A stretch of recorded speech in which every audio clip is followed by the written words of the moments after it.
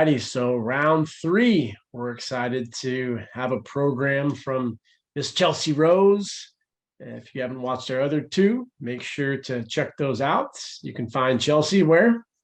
Yep. Hello. I'm over at Instagram on Chelsey Rose Health and on YouTube at Chelsey Rose Health. That's where we're putting these other videos. And let me pull up some stuff real quick on a couple of workouts. So we looked at the programming from the last two videos, and some things that we identified were multi-jointed exercises first, how long we should be resting for, how many reps and variety, don't want too much, want to optimize set ranges between probably 9 to 15 per workout, 10 to 40 per week. And then more importantly, what are some red flags? So we wanted to start off today by taking a look at two programs. Both put this information on Instagram. So we're going to look at Miss Taylor, 20,000 followers. You can try her workouts. And here is a workout that she's doing. So she has some great development. She looks the part of a fitness influencer. So we're doing 4 sets of 10 with 25 on each side. And then we're going to get into 4 sets of pulse lunges, same weight. Looks like that's like a lifetime. Those are always great gyms. And then we're going to do 4 sets of 10 with the curtsies, 4 sets of 10 on the RDLs, and then end off on 4 sets of 10 on our hack squats. So when you look at what we were discussing earlier, the big red flag for me is the total sets. So 4, 8, 12, 16, 20. 20 sets is a lot of work. Can it work? Sure. Look at her physique. She has great development. Chelsey, would you agree, disagree? What? No, totally. Yeah, she looks great. People will look at her and be like, damn, I want to look like her. I never personally get this photo. This, like, you put one ass cheek on the mirror, but okay, whatever. Booty gains. I love it. But when you look at it, the difference between a fitness professional, someone who actually has a background and understands movement and programming, versus a fit influencer. So when you have 20 plus sets in a workout, that's just significantly too much. And none of these are close to volitional fatigue. So she's saving a lot in the tank. And that's what you would call junk volume. And do you need to be doing 20? Well, she's doing it and she's fine. Well, she's also younger. What's her stress like? What's her financial situation? What's her sleep? Probably doesn't have any kids. I'm just guessing. I don't know. But we don't have a lot of these things going against us. And so I feel for a mom that were to follow this program, like, shit, I got to do 20 sets for legs to look like her. And that's not the case. You could get by a lot more efficiently. And I'm sure she has a program that she's selling for X amount. And essentially, this is what works for her. Now, the difference between a great trainer and an influencer, influencers understand their body. Great trainers understand the human body. And so let's take a look at someone with a background like Masha. She's a protege under Bret Contreras. So you look at her programming. So we have pulses for 30, 25, 20, 3 sets. Then we're going to do, it's a different angle, there's our 3 sets. Step ups, 12, 10, 8. High step up. The higher, the more glute activation. Notice how she comes over a little bit. It's going to be more hip dominant. I always tell also an inexperienced trainer, because they'll be like, oh, she has knee valgus. Shut up. Yeah. Knee valgus. It's like, come on. Why is it? It's always dudes too that try to like pick down or pick apart girls and like, oh, that's like, dude, no, she's kicking ass. She's strong as hell. Love this. Great work there. And then she just 3 sets of that. She videos those, and then she's doing some 45-degree hyper specific focus there. She flipped these around with a single leg. There's the curls, and then the hyper. Look how much weight that is. I mean, she's a stud at it. She's kicking ass. She's strong. And so look at the total volume. 3, 6, 8, 11, 14. And so she's hitting 14 sets, lifting serious weight. And so that's the difference between someone who has an actual background, understands movement. She's one of Bret Contreras' If you don't know what Bret Contreras is, that's like the leading guru in the world. He has a PhD in how the glutes work. So we have a fitness professional here, and then we have an influencer. So the purpose of this isn't to knock anyone and they're a bad person. This is, in our opinion, on how to disseminate through all the bullshit that's out there, because a lot of people will look at these individuals and be like, wow, which program should I do? I mean, what do you think goes through a lot of your clients' minds, Chelsey, when they look at these two programs or these two individuals? I mean, for sure, I know that girls will easily, definitely always look at the body of the person, and that is a huge marker of, the kind of education that they believe that they have in their programming. And it's not, I mean, it's obviously that makes sense for a lot of different businesses. Like if you're going to go get your haircut and the person you're getting your haircut by has the worst hair, you're going to be like, I don't know if I trust you, Mm-hmm. Yeah. I think it's the same exact thing when it comes to training. But it is hard to start to realize that maybe the people that have like even good physiques don't necessarily know what they're talking about. And that's why it's good to kind of teach this and start to teach you guys, what you can look for so that you can just better, allow yourself to sign up for training or buy a program or whatever. And it's just going to put you ahead of the game as far as setting yourself up with proper training. Yeah.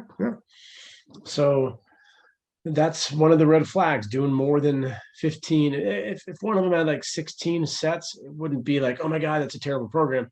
But when you're getting 20 and you're doing the same rep scheme, so everything's 4x10, to me, my mind just goes, they don't know how to program. They don't understand functional anatomy.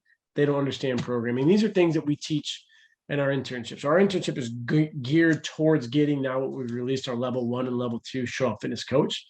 So we focus a lot of time on understanding anatomy, because to understand really programming, you need to have a really great foundation with anatomy. And so let's talk a little bit about the program that you had. Do I need to share the screen with you or? Yes. Okay. There. Mm-hmm. Let's give the control to Miss Chelsey. And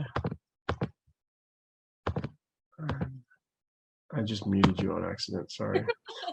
Now I made you a host. Okay. So I can just pull it up through the text, right? Well, we'll see.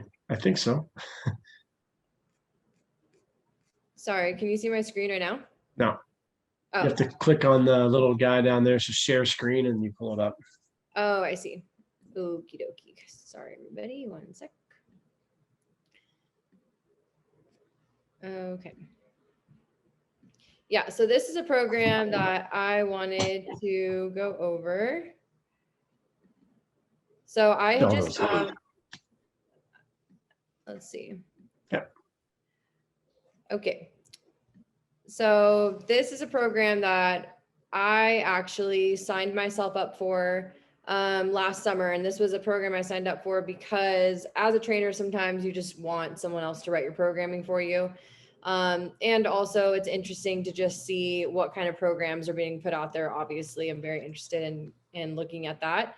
So I had sent this to Chris because I was doing this program for a little bit. But if you look right here at the top, it actually tells you exactly how many sets you're doing for this workout. And as you can see, this is lower number 2. So we'll look at, there's other options for this week, but there's lower 1, lower 2, and lower 3. And all of them fall between like 20 to 23 sets per workout. And I remember sending this to Chris and he was like, not into it because of the high volume. And to be honest, I followed this workout program for a little bit. And I ended up injuring myself. Like my back was constantly hurting, my knees, my joints were hurting. And I directly, honestly correlate it with the amount of volume I was doing over the course of the week. It was 60 plus sets a week just for legs. Insane. And with that being said, I just want to piggyback off of that. So red flags, too many sets. Now, how could you make this better? If this was just one workout, maybe you can do 2 per week, because something we talked about, hit the muscles at least twice per week. So like a Monday, Friday. If you felt okay and you wanted to get after it a little bit, you got 4 sets here, you have 3 at 7, you have 10, you have 13. Now, if you were to do, a couple isolation at the end, so 3-leg curl, 3-leg extension, that wouldn't be terrible, even though we are technically at like 19 because we're isolating at the end, but we're doing a leg curl, and then we're doing more, essentially more hip thrusts at the end. And so that's just a lot of volume, and it's not needed. You could get more bang for your buck by doing 4 sets of truly going to volitional fatigue here on the hip thrust. Take the lunges out. I think those are dumb walking lunges. If you want to do play squats, that's fine. Do your step ups. That's 10. And then do 3 sets here and then end off on there. That would be fine. And as we just were looking at earlier from the Fit Pro and her program routine, she was doing 11 to 12 total sets. It's about the intensity. We got to look at volume, frequency, intensity. So if you have 60 sets, my mind says you are not training hard. I worked out with Bret Contreras one time in San Diego. I worked out with him a couple of times. And his volume is crazy low. But each set, he's really taking it to fatigue. And so when you really understand the acute variables within programming, I feel for people that do this, because this is going to take you a long ass time too. Yeah, it is really crazy. So a lot of people know that I have scoliosis, and that my fitness journey has kind of been like a wild ride with my back, just always trying to make sure that I'm not injuring it too bad, but also just I felt like I was constantly having lower back pain. And I just always correlated that with the fact that I have scoliosis, and it's natural that I'm going to have lower back pain. But when I started training the way I'm training now, which is I hit like 12 sets of legs 3 times a week, I really truly feel like someone literally just asked me the other day, like, how's your back feeling? And I told him, I was like, wow, actually, I haven't even noticed it besides this last weekend when I accidentally did something. But before that, it's been totally fine. And I haven't had like that strain on my back at all. And I've been seeing really good results. And I think what people don't understand is they think, how is it possible that I could be doing less work but seeing more results? It seems like it just doesn't make any sense. But what we have to start thinking about is what Chris is talking about, which is the intensity. So if I'm trying to do 4 sets of, let's say 10 hip thrust, I want to be able to give my hip thrust all I've got during those 10 reps. And if you're going right into a second exercise, or if you did something right before that, or if you're tired and you're not giving yourself enough rest, then you actually can't go and give as much intensity as you would have been able to for sets 2, 3, and 4. So therefore, you're not able to get as good of results, really. And so right now, what I do is I do a set and I rest and I hang out, and I'd love to do a video on that even, and just kind of show people like what my workouts actually look like in between exercises, because I feel like we need to try to normalize it and make it more of like a popular thing, especially amongst women, I feel like, because we do want to bounce all over the place, and that's why we don't get the results we're looking for. That's guilty, as we've said in the other call, those where you get into those classes, F45, and it's harder, but harder doesn't mean it's better. And so from when you have a scientific background and you understand the fundamentals of movement and physiology, bioenergetics, it makes perfect sense. But for those that are trying to grasp it, think of, and this is a great exercise for you to try, go to a track, do a little warm up. And I want you to sprint one of the straights, which is 100 yards. I want you to time that. Then I want you to walk back and do it again as fast as you can. Now, this is the example I give. Pretend like Chelsey and I are going to race right now. And the winner lives, the loser dies. And on top of that, a gorilla who's all horned up behind us, he's going to be let loose, and he's going to come attack us. So the loser is going to get destroyed. So you're going to give it everything you have. Now, if you time yourself and you jog back and then you sprint again, you're going to see a significant change in those times. The first couple ones would be, say, 15 seconds. Now, the ones after are going to be 17, 20, 23. You can keep going all day long. You do 20 sets. But if you look at where the max intensity was, it was those first 2. So the rest is just kind of junk. You are training the system. You're going to get results from it, sure.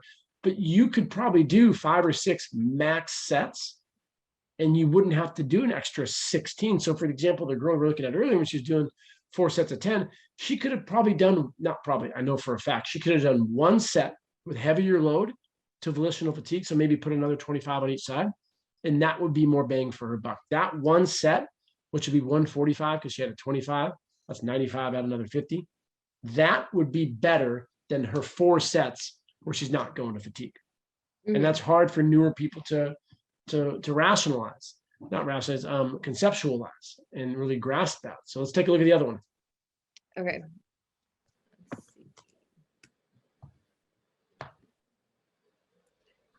So this is the first one. So again, we're looking at 20 sets. And if you see here, these little arrows, when they're closer to each other, that means that this person wants us to superset this exercise. So we start with a leg curl, a single leg curl on a machine for 10 to 12. Everything's 10 to 12. Again, kind of what we were talking about on the Instagram workout that we were just looking at. It's really just a bunch of volume and no variety in the rep range. And again, starting with a single leg exercise and on a machine. I'd prefer to see us starting with probably the hip thrust. I'd say out of all of these exercises, the hip thrust is going to be where most girls are going to be able to rack up the most weight. So, and she's asking us to do the same reps. So that's why I would want that to go first. Had this said that she wanted us to do 30 reps here, then I'd say, sure, that makes sense to have that at the end, because if you're doing 30 reps of something, then you're going to obviously have it be lighter. But all the same reps. So I'd say do the hip thrust first, and then, and then we can get into some of this other stuff, but overall it's the same kind of concept. It's just so much volume for one lower body workout. So great analysis there, Chelsey. You will notice when we looked at the program with the lady who was doing 30 reps. Yeah. Now we can't, what scientists have found, Dr. Schoenfeld and a lot of other Campbell and so forth, that instead of having a rep range, old school bodybuilding beliefs for hypertrophy, it's 6 to 12 is optimal for hypertrophy. What we've learned now, it's close to like 33 to 30. So you can still grow your type 1 muscle fibers if you are going to volitional fatigue. And as you saw with her program, she was getting after it for those 30 reps. And that's what's going to, for that, probably part of her cycle within her periodization, that month, she's just going to be going a little lighter, but going after it in that regard. So next month, she wouldn't be doing the same thing, 30, 25, 20. She may be doing 10, 8, 6. And the next month, she would be doing 20, 15, 10. So the variety is what's important. Don't fall in love with just 6 to 12. If this was a program someone sent me, I would ask them, what does the next month rep range look like? And if they said 10 to 12 again, that would be a big red flag, because variety is important for the reps, not the exercise. And speaking of that, this person that created this workout program had me on this workout program for like 10 weeks. The same exact workouts, and nothing changed whatsoever. And I was like, what? I don't understand this at all. Yeah. So there's that. Like that also doesn't make any sense. Like I did a post about this the other day, kind of talking about the variables within your workout plan that you should be paying attention to. And it's all the stuff that Chris and I have been talking about, but also paying attention to how often those things or those variables should be changing. So like we're saying in this workout, we would love to see some different reps throughout the individual workout. And we'd also love to see some different reps throughout the week of this program. So maybe if we're doing the same movement pattern for 4 weeks and say it's hip thrust, maybe we can do like 6 reps of hip thrust to start on workout 1, and then workout 2, we can do a rep range of like 10 hip thrusts, and then workout 3, maybe we hit a rep range of like 20 hip thrusts to start. So looking at those variables changing throughout the week, and that's why we're kind of not very into seeing 10 to 12 throughout workout 1, 2, and 3 for weeks at a time. But other variables that we want to look at that maybe change monthly, like Chris was just saying, are maybe the patterns or the exercises themselves, or like the movement patterns that you're focusing on. Perfectly said. And I think that's going to add us on a seventh one of our commandments, which would be you want to see a change in the program typically between 4 to 6 weeks. That's why I'm always a little deterred when someone gives you a 3-month program and they sell that 90 days, because there's so much that can be going on. I personally like week programs, because when my clients send me the program, I can analyze their form, see how they're doing, check in to see how they're feeling. If they're not sleeping well, if they're super stressed out, maybe I need to modify that volume for that next week. But exactly as Chelsey was saying, you want to piggyback off that and bring up the last workout too? Oh, yep. Let's see.